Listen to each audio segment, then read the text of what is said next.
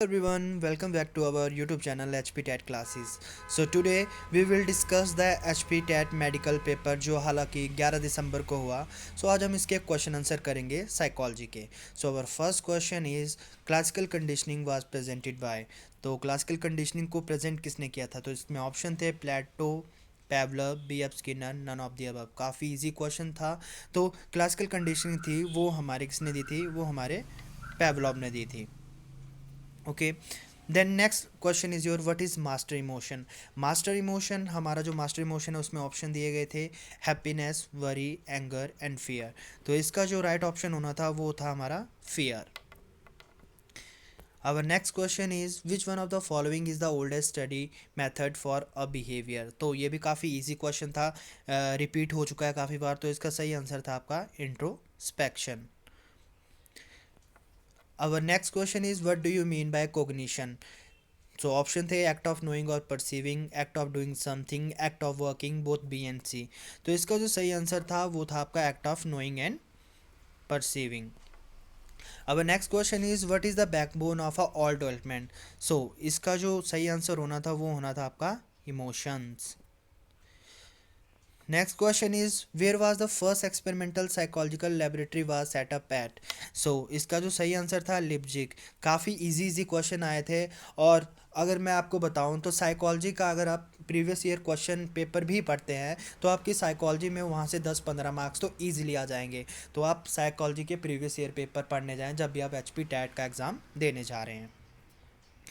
सो हमारा next question है which education psychology is concern with the learner, learning process, the learning situation, all of this. तो इसका क्या answer आएगा? इसमें जो है वो चारों होते हैं. नेक्स्ट आता है हमारा if a child is afraid of a school he become. तो वो जो है वो बच्चा जो है वो ट्रेंड बन जाएगा, वो बिना अनुमति लिए अनुपस्थित रहना शुरू कर देगा. अब next question is discipline means. Discipline का मतलब होता है इसका एक आंसर जो है उसके दो हो सकते हैं, ओविडेंस भी हो सकता है, अकॉर्डिंग टू रूल हो सकता है, बट हम इसका अकॉर्डिंग टू रूल ही करेंगे. अब next question is according to Maslow some need grow stronger when unsatisfied Maslow called is. तो इसको हम कहेंगे डेफिशिएंसी नीड्स. अब next question is psychology is defined as a scientific study of. So psychology is a scientific study of a mind and behaviour. काफ़ी easy question था. Emotion are the backbone of the development, do you agree? इसका answer होना था yes. Next question is which of the following is the nature of a psychology. तो इसके भी दो answer हैं यहाँ पे, फिलोसफर और लिटरेरी. अब आंसर की में देखते हैं कि इसका क्या आंसर आता है. वैसे तो इसका ग्रेस मार्क्स मिलना चाहिए, अब देखते हैं क्या आता है. अब next question is which of the following is an emotion.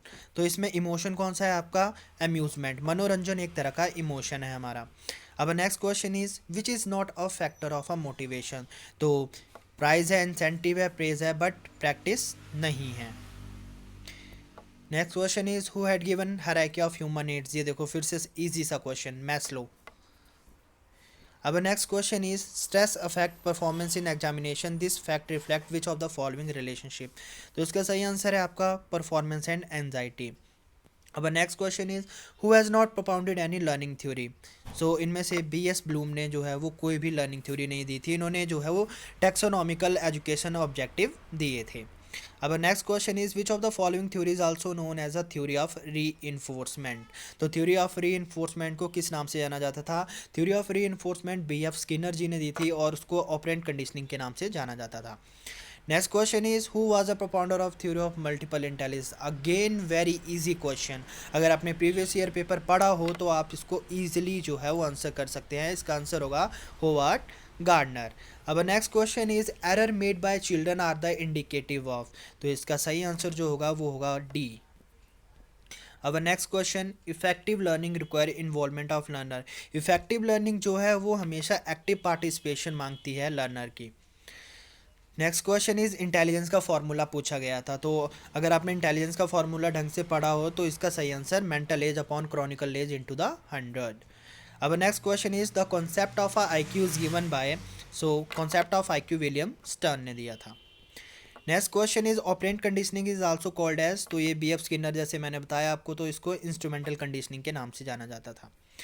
Freud emphasise the role of. तो उन्होंने जो है वो अनकॉन्शियस डिज़ायर को फोकस किया था. नेक्स्ट का जो आंसर होगा वो होगा आपका अकॉर्डिंग टू पियाजे stages of cognitive development the sensory motor stage. तो उसमें बच्चा सेंसरी मोटर स्टेज जो कि 0 से 2 ईयर तक होता है, उसमें बच्चा इमिटेशन, उसमें बच्चा जो है वो imitation, memory and mental representation जो है उससे एसोसिएटेड होती है ये। ओके, अब next question is which of the following will foster creativity among the learner. तो इसका जो है वो सही आंसर होगा आपका emphasizing achievement goal from the beginning of the school life. Okay, our next question is linear programming model who was developed by। तो ये किसने दिया था आपके, एन ए क्राउडर ने दिया था। our next question is creative learner refer to one who is। तो इसका जो सही आंसर होगा आपका वो होगा good at lateral thinking and problem solving. So guys ये थे हमारे एच पी टेट साइकोलॉजी जो 11 दिसंबर को मेडिकल का पेपर हुआ था, उसके आंसर आपके कितने आंसर करेक्ट हुए हैं आप कमेंट सेक्शन में बता सकते हैं। और अगर हमसे कोई क्वेश्चन का आंसर गलत हुआ हो तो आप नीचे कमेंट सेक्शन में बता सकते हैं, हम उसे ठीक कर देंगे। Thank you so much.